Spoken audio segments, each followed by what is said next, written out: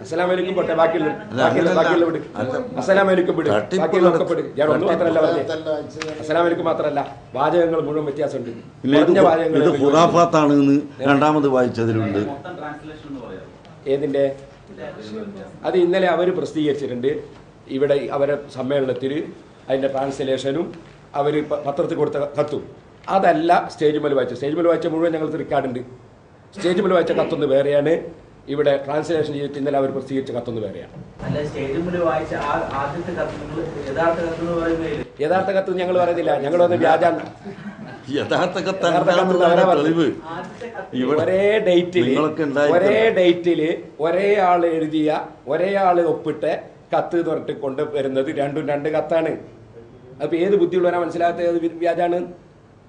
അല്ലെങ്കിൽ അതേ വാചകം നിങ്ങൾ പത്രക്കാരെ തന്നെ ഞങ്ങൾ വിളിക്കുന്നു, അവരെയും കൂടി നിങ്ങൾ വിളിക്കുക. നിങ്ങളെയും വഞ്ചിച്ചിട്ടുണ്ട് അവർ നിങ്ങൾക്ക് തന്ന കത്തല്ല അവിടെ വായിച്ച്. അല്ലെങ്കിൽ അവരെ കേസറ്റും വെക്കുക, CD ഞങ്ങൾ പിടിച്ചിട്ടുണ്ട്. എൻ്റെ രണ്ടും വെച്ചിട്ട് പരിശോധിക്കുക. അവർ തയ്യാറുണ്ടോ നിങ്ങൾ ചോദിച്ചു, ഞങ്ങൾ റെഡി. അത് ഞങ്ങളവിടെ പോയിരിക്കുന്നില്ല, അയാളെ കൂടെ നടക്കലല്ലോ. ഞങ്ങൾക്ക് കിട്ടിയ കത്തനുസരിച്ച് വ്യാജാന്ന് തെളിയിക്കാൻ ഞങ്ങൾ റെഡിയാണ്. അതൊന്നും ഞങ്ങൾക്കറിയിക്കണം. അല്ല, അവരെ തെളിയിക്കേണ്ട, ഞങ്ങൾ തെളിയിക്കേണ്ട ആവശ്യമില്ല. അവര് കേരളത്തിൽ കൊണ്ടുവന്ന് പത്രക്കാർക്ക് കൊടുത്ത കത്തും അവർ സ്റ്റേജിൽ വെച്ച് പരസ്യമായി അതേ കത്താണ് എന്ന് പറഞ്ഞുകൊണ്ട് വായിച്ച കത്തും രണ്ടാണെന്ന് പറഞ്ഞു. അതുകൊണ്ട് അത് വ്യാജമാണെന്ന് ഞങ്ങൾ വിശ്വസിക്കുന്നു.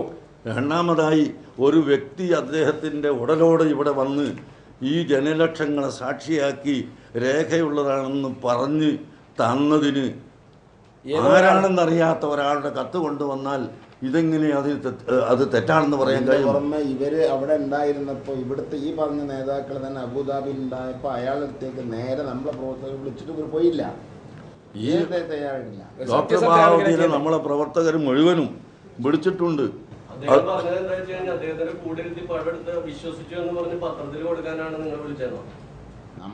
എന്താണതിന്? അങ്ങനെ വിശ്വസിച്ച് പോയാൽ എന്താ തെറ്റ്? ഹസ്രത്തിൻ്റെ അടുത്ത് അദ്ദേഹം പോയി, എന്നിട്ട് വിശദമായി അന്വേഷിച്ചു എന്ന് വന്നു പോയാൽ എന്താണ് തെറ്റ്? അഥവാ ഓരോ സംസാരം പിടിക്കാനുള്ള സംവിധാനം ഇല്ല, പഴയകാലം പോലെ അല്ലല്ലോ. ഈ കുടുംബമായിട്ട് ഇവരായിട്ട് ബന്ധമുള്ള പാണക്കാട്ടെ തങ്ങളാണ് പറയുന്നത് ഇവർ ഇങ്ങനെ ഒരു കേസും അവിടെ ഇല്ലാന്ന് പറയുന്നത്. തങ്ങളിൽ തെറ്റിദ്ധരിപ്പിക്കാലോ, ഏത് മഹാന്മാരെ വരെ തെറ്റിദ്ധരിപ്പിക്കാലോ. ഇത് തെറ്റിദ്ധരിപ്പിച്ചാന്ന് ഉറപ്പല്ലേ? തങ്ങൾ മറ്റേ കത്ത് പത്രക്കാർക്ക് കൊടുത്ത കത്തും ഈ കത്തും തങ്ങൾ എന്നെ ഒന്ന് നോക്കട്ടെ, തങ്ങളെ തെറ്റിദ്ധരിപ്പിച്ചല്ലേ വഞ്ചിച്ചല്ലേ തങ്ങൾക്ക് എന്നെ ബോധ്യപ്പെടും. ഉണ്ട് അല്ലേ? ശരി. അതുകൊണ്ട് കത്ത് വ്യാജ. അതുകൊണ്ട് കൂരിയാടിന്റെ നബി കൊണ്ട തന്ന കത്ത് വ്യാജ ഇല്ലാണ്ടിരിക്കൂലല്ലോ. കത്തിന്റെ പ്രശ്നം തീർന്നു. അല്ല, പറഞ്ഞാൽ ഒരു വ്യക്തിയാണ് അവർ കൊണ്ടുവന്നത്, ഒരു വ്യക്തിയുടെ കത്താണ്. ആ വ്യക്തിയും മറ്റേ വ്യക്തിയും തമ്മിലുള്ള ബന്ധം എന്താണ്? ജ്യേഷ്ഠനാണോ? അവർ തമ്മിലുള്ള അത് കൊടുത്തിട്ടുണ്ടോ? അവർ തമ്മിൽ വല്ല വിരോധവുമുണ്ടോ? ഇതൊക്കെ പരിശോധിക്കണമല്ലോ. അതുപോലെ മറ്റേ ഹദ്റത്ത് തന്നത് ശരിയോ തെറ്റോ എന്ന് പരിശോധിക്കാൻ ഇവർക്ക് സന്ദർഭമുണ്ട്. അദ്ദേഹം ഇന്നും ജീവിച്ചിരിക്കുന്നുണ്ട്. അദ്ദേഹത്തെ കാണാൻ അബുദാബിയിൽ ഈ മൗലവി ഉണ്ടായിരുന്ന കാലത്ത് അദ്ദേഹത്തെ ക്ഷണിച്ചിട്ട് അദ്ദേഹം പോകാതിരുന്നത് ഫോട്ടോ എടുക്കുമെന്ന് പേടിച്ചിട്ടാണെങ്കിൽ എന്തിനാണ് പേടിക്കുന്നത്? ഫോട്ടോ എടുക്കുന്നതിന് എന്താ ആൾ പേടിക്കണോ?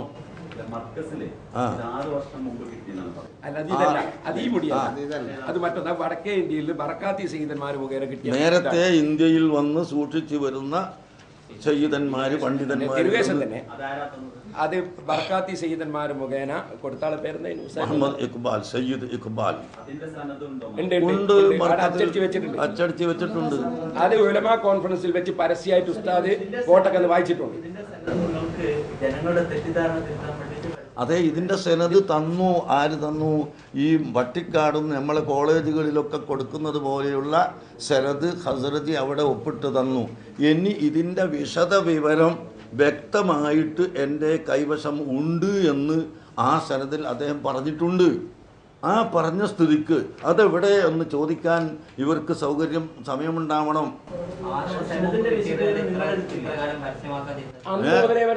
ഞങ്ങൾ അന്ന് മുതലേ അത് പരസ്യപ്പെടുത്തിയിട്ടുണ്ട്. അല്ല,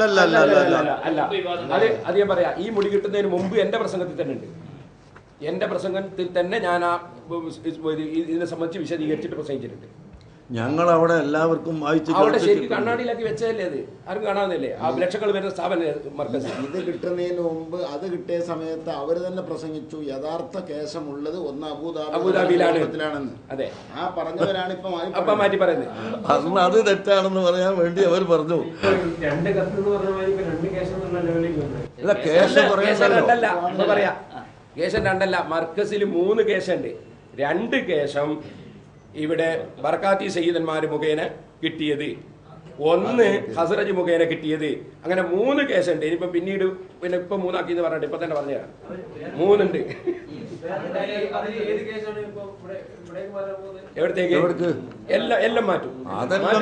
അതെല്ലാം വലിയൊരു സ്ഥലത്ത് എല്ലാവർക്കും കാണാൻ വേണ്ടി എല്ലാം വെക്കും. പുതിയത് പഴയതൊന്നുമില്ല. അതായത് ഈ കേസുണ്ട് എന്നുള്ളത് അറിഞ്ഞതിന് ശേഷം കൊല്ലം കൂടുമ്പോൾ ആളുകൾ കൂടി വരികയാണ്. അവസാനം ഖസ്റജിയുടെ മുടിയും കൂടി കിട്ടി പരസ്യമായി പ്രചരണം വന്നപ്പോൾ ലക്ഷങ്ങൾ വരികയാണ്. അപ്പൊ അവർക്ക് നിസ്കരിക്കാനും അവർക്ക് മറ്റുള്ള സംവിധാനം വേണം. അതുള്ള സ്ഥലത്ത് കേശം വെക്കുകയും ചെയ്യും. അത് ചരിത്രത്തിൽ ധാരാളം ഉള്ളതാണ്. പള്ളി എന്ന് പറയുന്നത് പള്ളിയായി വഖഫ് ചെയ്യപ്പെട്ടു എന്നൊരു സ്ഥലത്തെ സംബന്ധിച്ച് ഉടമസ്ഥൻ പറഞ്ഞാൽ അത് പള്ളിയാവും, അത് മ്യൂസിയം ആവില്ല.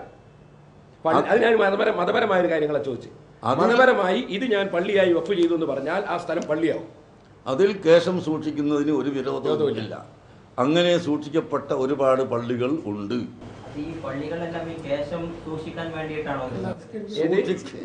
അത് ആർക്കും നേരത്തെ ഉസ്താദ് പറഞ്ഞിട്ടുണ്ട്, അവിടെ വരുന്ന ആളുകൾക്ക് നിസ്കരിക്കാൻ വേണ്ടി പള്ളി നിർമ്മിക്കുന്നു, ആ പള്ളിയിൽ ഇത് സ്ഥാപിക്കുകയും ചെയ്യുന്നു. അങ്ങനെ തന്നെയാണ് ലോകത്ത് കേശം സൂക്ഷിക്കപ്പെട്ട പള്ളികളൊക്കെ ഉള്ളത്. അത് ഏത് വ്യക്തിക്ക് മനസ്സിലാവില്ല ഒരു കേശം സൂക്ഷിക്കാൻ ഇത്ര വലിയ പള്ളി വേണ്ട എന്നുള്ളത്? അത് ആർക്കാണ് മനസ്സിലാവാത്തത്? അപ്പോൾ പള്ളി നിർമ്മിക്കുന്നത് നിസ്കരിക്കാനാണ്. അവിടെ വരുന്ന ജനങ്ങൾക്ക് അതെ, അത് എതിരാളികളുടെ ആരോപണമാണ്.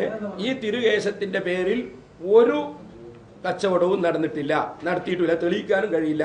മെനിഞ്ഞാന്ന് ദാറുൽ ഹുദന്റെ സ്റ്റേജിൽ വെച്ച് പറഞ്ഞു 40% കായക്കൊടി ഇബ്രാഹിം മുസ്ലിയാർക്ക് കമ്മീഷൻ കൊടുക്കാമെന്ന് പറഞ്ഞു. അദ്ദേഹത്തെ ഇന്റർവ്യൂ ചെയ്തിട്ട് ഇന്നലെ ഞാൻ കുറ്റിയാടിയിൽ ചേർത്ത പ്രസംഗത്തിന് ഞാൻ കേൾപ്പിച്ചിട്ടുണ്ട്. അയാളോട് അങ്ങനെ ഒരു വാക്ക് പറഞ്ഞിട്ടില്ല. അയാൾ അപ്പുറത്തുള്ള ആളാണ്, ഞങ്ങളാളല്ല. ദുബായിൽ കായക്കൊടി ഇബ്രാഹിം മുസ്ലിയാർ അയാൾ പറയുന്നത് എന്നോട് അങ്ങനെ പറഞ്ഞിട്ടില്ല, ഞാൻ 5 പൈസ കമ്മീഷൻ ഇതുവരെ ജീവിതത്തിൽ എടുത്തിട്ടില്ല, വാങ്ങുകയില്ല. ഞാൻ പക്ഷേ പള്ളി എന്ന നിലയ്ക്ക് ഇതിനോട് സഹകരിക്കുന്നുണ്ട് അയാൾ പറഞ്ഞു. സ്ഥാപിക്കുന്ന സ്ഥലം പിന്നീട് പറയുകയാണ്. അതിന്റെ ദുരൂഹത, അതൊരു സ്ഥലം പറഞ്ഞാൽ ആ സ്ഥലത്ത് മുഴുവനും പിന്നെ സ്ഥലത്തിന് വില കൂടും, റിയൽ എസ്റ്റേറ്റുകാർ വരും, അത് പ്രശ്നമാണ്. അവിടെ ഇപ്പൊ പറയില്ല. അത് പ്ലാനാണ്, പ്ലാൻ.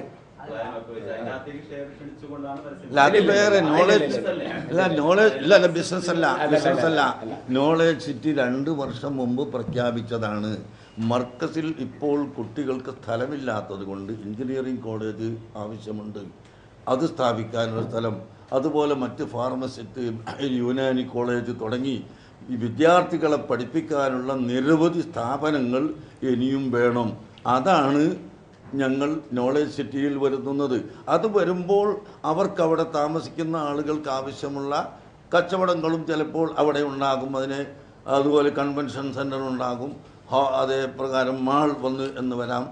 അപ്രകാരം ഇപ്പോൾ തന്നെ മർക്കസിൽ ഏകദേശം 250-300ഓളം കുട്ടികൾ ലണ്ടൻ, അമേരിക്ക, മലേഷ്യ തുടങ്ങിയ സ്ഥാപനങ്ങളിൽ നിന്ന് വന്ന് ഇവിടെ വീട് വാടകയ്ക്ക് വാങ്ങി താമസിച്ച് പഠിക്കുന്നവർ ഇപ്പോൾ ഉണ്ട്. അങ്ങനെ ധാരാളം കുട്ടികൾ വരുന്നത് കൊണ്ട് അവർക്ക് സൗകര്യപ്പെടുന്ന വിധത്തിലുള്ള വീടുകളും ഞങ്ങളുടെ ആ പദ്ധതിയിൽ ഉണ്ട്. എന്നല്ലാതെ അവിടെ ഒരു ബിസിനസ്സും ഇല്ല. ബിസിനസ് എന്ന് പറഞ്ഞാൽ അത് വ്യക്തികൾക്ക് വേണ്ടി ഉണ്ടാക്കുന്ന ലാഭക്കച്ചവടമാണ്. മർക്കസ് നടത്താൻ 1 കോടി ഉറുപ്പിക ഇപ്പോൾ തന്നെ ചിലവുണ്ട്. ഇനി ഈ എഞ്ചിനീയറിംഗ് കോളേജും മറ്റ് കോളേജുകളും ദാവാ കോളേജുകളും ആശുപത്രിയും ഇംഗ്ലീഷ് മീഡിയം സ്കൂളുകളും ഇൻ്റർനാഷണൽ സ്കൂളും ഇതെല്ലാം ഒരു കേന്ദ്രത്തിൽ വരണം. അതിന് ഇവിടെ സ്ഥലമില്ല. അതുകൊണ്ട് മറ്റൊരു സ്ഥലം ഞങ്ങൾ കഴിഞ്ഞ മർക്കസ് സമ്മേളനമല്ല, അതിൻ്റെ മുമ്പത്തെ സമ്മേളനത്തിൽ പ്രഖ്യാപിച്ചതാണ്. 300 ഏക്കർ സ്ഥലം ഞങ്ങൾ എടുക്കുന്നു എന്ന്. അതിപ്പോഴും എടുത്തുകൊണ്ടിരിക്കുന്നുണ്ട്. അത് എടുക്കുന്നതിൻ്റെ ഇടയിൽ ഞങ്ങളത് വ്യക്തമാക്കിയാൽ ഇവിടുത്തെ മാഫിയകൾ വന്ന് അതിന് വില കൂട്ടുകയും നമുക്കത് കിട്ടാതിരിക്കുകയും ചെയ്യും എന്നതുകൊണ്ട് ഞങ്ങൾ അത് പറയുന്നില്ല. പള്ളിയെ സംബന്ധിച്ച് പറഞ്ഞാൽ അത് തീർച്ചയായും ഇന്ത്യ ഗവൺമെൻറ്റിൻ്റെയും ഇവിടുത്തെ കോർപ്പറേഷനുകളുടെയും മുനിസിപ്പാലിറ്റികളുടെയും പഞ്ചായത്തുകളുടെയും നിയമങ്ങൾ മുഴുവനും 100% പാലിച്ചുകൊണ്ടായിരിക്കും ഞങ്ങൾ ഉണ്ടാക്കുക. അപ്പോൾ അത് അതിന് വ്യക്തമാക്കുന്നതിന് തടസ്സമൊന്നുമില്ല. അതിപ്പോഴും ഉദ്ദേശിച്ചത് 25,000 ആളുകൾക്ക് നിസ്കരിക്കാനുള്ള ഉദ്ദേശമാണ് ഉള്ളത്. അല്ലാഹു തആലാന്റെ ഖലാ പ്രകാരം ചിലപ്പോൾ അത് വലുതാവാനും സാധ്യതയുണ്ട്. അതാണ് ഞാൻ പറയുന്നത്. ഉണ്ട് എന്ന് അദ്ദേഹം തന്ന ഈ സനദിൽ അദ്ദേഹം പറഞ്ഞിട്ടുണ്ട്. എനിക്ക് കിട്ടിയത് മുഹമ്മദ് നബി സല്ലല്ലാഹു അലൈഹി വസല്ലം തങ്ങളിൽ നിന്ന് കൊടുത്ത ആൾ വരെ പരമ്പര എൻ്റെ കയ്യിലുണ്ട് എന്ന് അദ്ദേഹം അവിടെ വെച്ച് പ്രഖ്യാപിച്ചതാണ്. സഹീഹായ പരമ്പര മുഖേന കിട്ടിയെന്ന് അയാൾ പറഞ്ഞിട്ടുണ്ട്. ഇല്ല, വിശ്വാസികൾ ഒരു ആശയക്കുഴപ്പത്തിലും ആകുന്നില്ല. എന്താ ആശയക്കുഴപ്പം? അത് പറഞ്ഞതിന് ശേഷം തന്നെ ഇത് നസബയാണ് എന്ന് മാറ്റി പറഞ്ഞിട്ട് ഇല്ല, അത് വേറെ ഇത് വേറെ. അതായത് അയാളെ പേര് ബാപ്പാന്റെ പേര് പറഞ്ഞിട്ടുണ്ട്, അത് നസബയാണെന്ന് പറയണ്ടില്ല, എല്ലാവർക്കും അറിയുന്ന കാര്യമാണ്. അത് നസബയാണ്, അയാൾ ഉപ്പാപ്പാന്റെ പേരാണ്. പക്ഷേ അസാനീദ സഹീദിന്റെ ശേഷം അയാൾ പറയുന്നുണ്ട് ശരിയായ പരമ്പരയിലൂടെയാണ് എനിക്ക് കിട്ടിയത് പറയുന്നുണ്ട്. ആ പരമ്പര അയാളോട് നേരിൽ ബന്ധപ്പെട്ടാൽ വാങ്ങാവുന്നതാണ്. അതിന് ഒന്ന് പോവുക നമ്മൾ ഒന്നായിട്ട് എന്ന് പറയുമ്പോൾ അവർ വരുന്നില്ല. ഞങ്ങൾ പ്രസിദ്ധപ്പെട്ട അയാളെടുത്ത് പോയി വാങ്ങേണ്ട സംഗതിയല്ലേ? അയാളെ എടുത്തിട്ട് എഴുതി ഒപ്പിട്ടുന്ന സംഗതി ഞങ്ങളെ പ്രസിദ്ധപ്പെടുന്നത് അയാളല്ലേ പ്രസിദ്ധപ്പെടുന്നത്?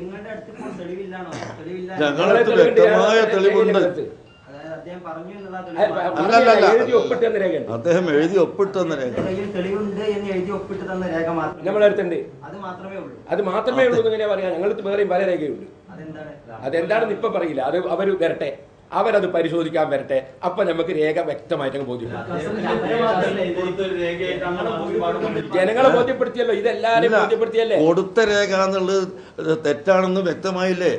നിങ്ങളെ തന്നെ വഞ്ചിച്ചില്ലേ അവര്? ഇവിടെ വന്നിട്ട് ഒന്ന് വിതരണം ചെയ്തു, അവിടെ കൊണ്ടുപോയി മറ്റൊന്ന് വായിച്ചു. പണ്ഡിതന്മാരല്ലാന്നോ തങ്ങന്മാരല്ലാന്നോ? ജനങ്ങളെന്താ വിശ്വസിക്കട്ടെ? ജനങ്ങൾക്ക് ബുദ്ധിയില്ലേ?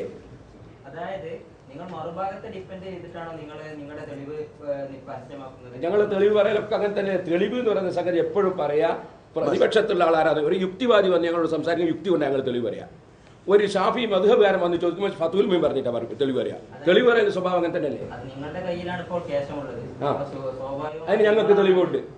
ഞങ്ങൾക്ക് തെളിവുണ്ട്. തെളിവ് പറയേണ്ട കേരള സമൂഹത്തിൽ നിങ്ങളിപ്പോ ഒരു ഇ കെ വിഭാഗത്തോട് മാത്രമല്ല, അല്ല ഞങ്ങൾ ലോകത്തോട്, കേരള സമൂഹത്തോടാണ് നമ്മൾ ലോകത്തോട്, കേരളമൊന്നും ആക്കണ്ട, ലോകം.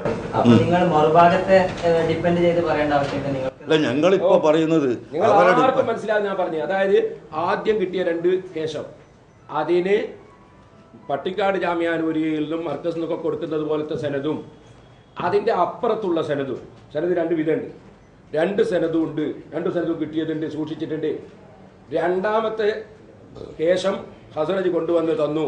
അദ്ദേഹം സ്റ്റേജിൽ വെച്ച് പട്ടിക്കാടെന്ന് കൊടുക്കുന്ന സനദ് പോലത്തെ സനദ് വായിച്ച് കേൾപ്പിച്ചു, എഴുതി ഒപ്പിട്ടു, ഉസ്താദിനെ കൊണ്ട് തിരിച്ചു ഒപ്പിടിച്ചു, എന്നിട്ട് സാക്ഷി മുഖേന കൈമാറി. അതും ഞങ്ങളുടെ കയ്യിലുണ്ട്, ഞങ്ങൾക്ക് രേഖയാണ്.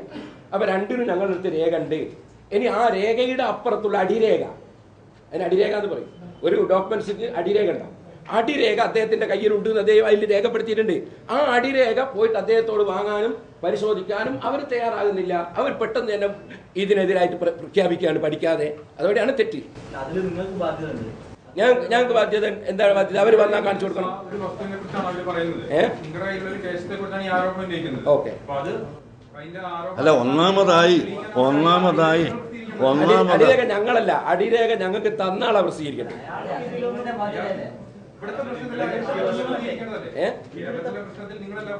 അല്ല, ഞങ്ങൾ പ്രസിദ്ധീകരിക്കൂല ഞങ്ങൾ പറഞ്ഞില്ല.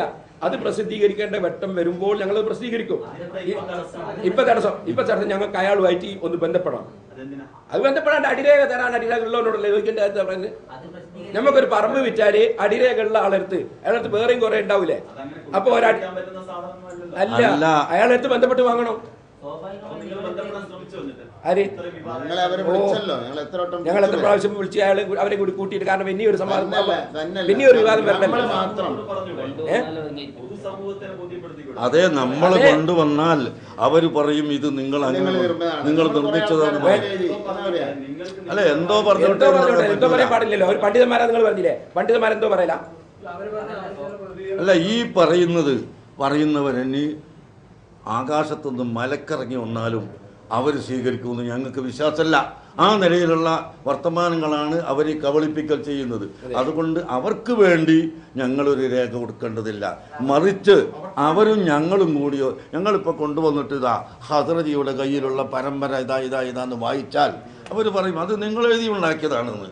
അത് പറയാതിരിക്കാനാണ് ഞങ്ങൾ പറയുന്നത്. നിങ്ങൾ വാ, ടിക്കറ്റ് നമ്മൾ എടുത്തു തരാൻ വേണമെങ്കിൽ നമുക്ക് 2 കൂട്ടർക്കും കൂടി ഹദ്റജിയുടെക്ക് പോകാം, എന്നിട്ട് രേഖ പരിശോധിക്കാം എന്ന് പറയും ഞങ്ങൾ പറയുന്നു. അവരെന്തുകൊണ്ട് തയ്യാറാവാത്തത് എന്ന് നിങ്ങൾ ചോദിക്കണം, ഈ പത്രക്കാരല്ലോ.